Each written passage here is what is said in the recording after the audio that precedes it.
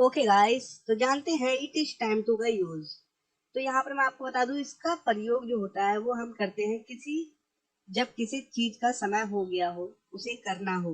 Okay, तब हम it is time to का यूज करते हैं, या ना करना हो, जैसे कि ये कुछ करने का समय है, या ये कुछ करने का समय हो गया है, इस प्रकार से। ओके, तो आइए इसका स्ट्रक्चर देखिए, काफी सिंपल है। सबसे पहले it is time to plus verb की फर्स्ट फॉर्म प्लस अदरवाइज। तो यहाँ पर मैं बता दूं, अगर नेगेटिव सेंटेंस है, जैसे कि कुछ करने का समय नहीं है, तो यहाँ पर हो जाएगा it is no time to plus verb की फर्स्ट फॉर्म प्लस अदरवाइज। अगर क्वेश्चन है क्या कुछ करने का समय है, तो हम इज को इट से पहले लगा देंगे। ओके, इज इट, इसे कर देंगे इज इट टाइम टू, उसके बाद वर्ब की फर्स्ट फॉर्म, इसके बाद अदरवाइज। आइए एग्जांपल से समझते हैं। ये कुछ करने का समय है, या फिर ये कुछ करने का समय हो गया है। कुछ करने का समय हो गया है, तो यहाँ पर इनसे कंफ्यूज मत होइए, इन दोनों का इंग्लिश में सेम ही मतलब रहेगा अगर हम इट इज टाइम टू का यूज करेंगे। ओके, तो आइए देखते हैं। It's time to do something, कुछ करने का समय है या कुछ करने का समय हो गया है, इसकी इंग्लिश है it's time to do something. या आप कर सकते हैं इट इज, इसे ये। ओके, इट्स को इट इज में आप बदल सकते हैं चाहे तो। ये फैसला लेने का समय है, it is time to take a decision.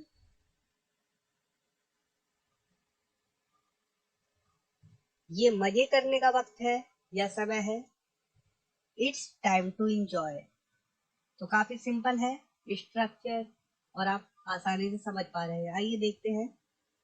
School जाने का समय हो गया है, या फिर स्कूल जाने का समय है, दोनों के लिए it's time to go to school. खाना बनाने का समय हो गया है, या खाना बनाने का समय है, it's time to cook food.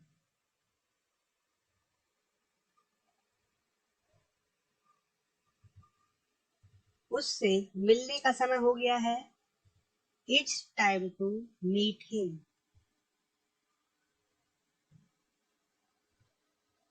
अब कुछ नया करने का समय है, it's time to do something new now. सबको अलविदा कहने का वक्त आ गया है, it's time to say good bye to everyone. ये करने या मरने का समय है, इट्स टाइम टू डू और डाई।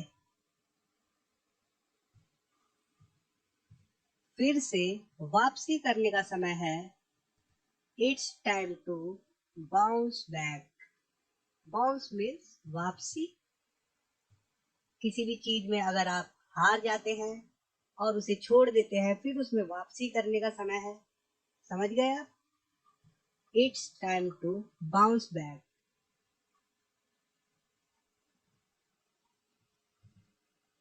अब ऑफिस से निकलने का समय हो गया है, it's time to leave the office now.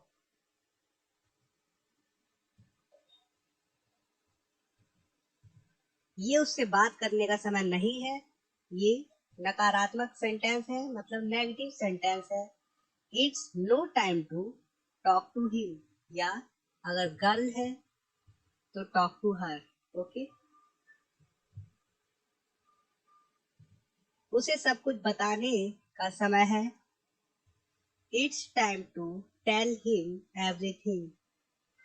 उसे मीन्स अगर लड़का है, मतलब मेल है, तो उसके लिए हम हिम का यूज करते हैं, और हर का यूज करते हैं हम गर्ल्स के लिए। ओके, आप लोगों को पता ही होगा।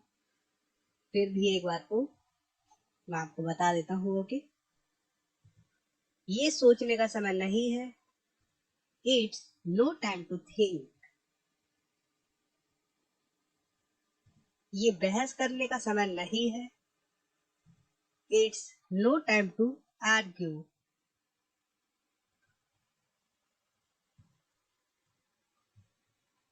ये चिंता करने का समय नहीं है। It's no time to worry. अब खेलने का समय नहीं है। It's no time to play now. क्या ये सोचने का समय है? Is it time to think? तो यहाँ पर मैं आपको बता दूं, ये क्वेश्चन है, क्या ये सोचने का समय है? तो हमने सबसे पहले हेल्पिंग वर्ब इज का यूज कर दिया। Okay, is it time to think?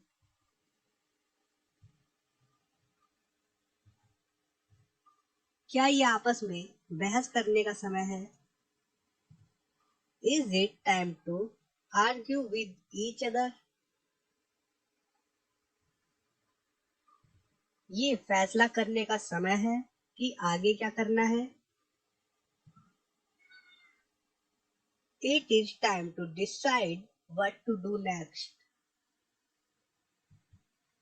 Okay guys, तो अब वक्त है टेस्ट योरसेल्फ। आप खुद से कितना सीखे हैं, आइए देखते हैं। ये जो हिंदी है, इनकी इंग्लिश अपने माइंड में सोचिए और उसकी कुछ ही सेकंड में इंग्लिश आ जाएगी।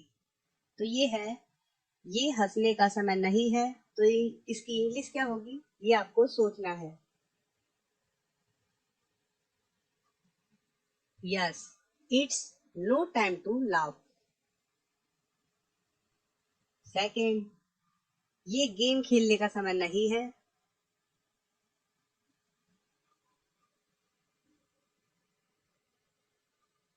Yes, it's no time to play the game. Third, उससे बात करने का समय हो गया है।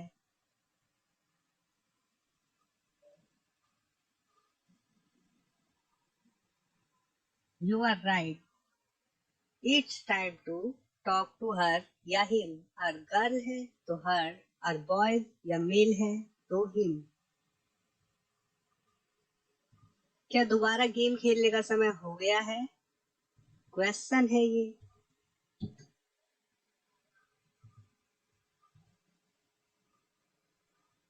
यस, हम सबसे पहले इज से स्टार्ट करेंगे। Is it time to play the game again? और लास्ट है, आपका ऑफिस जाने का समय हो गया है। ये थोड़ा सोचना पड़ेगा आपको।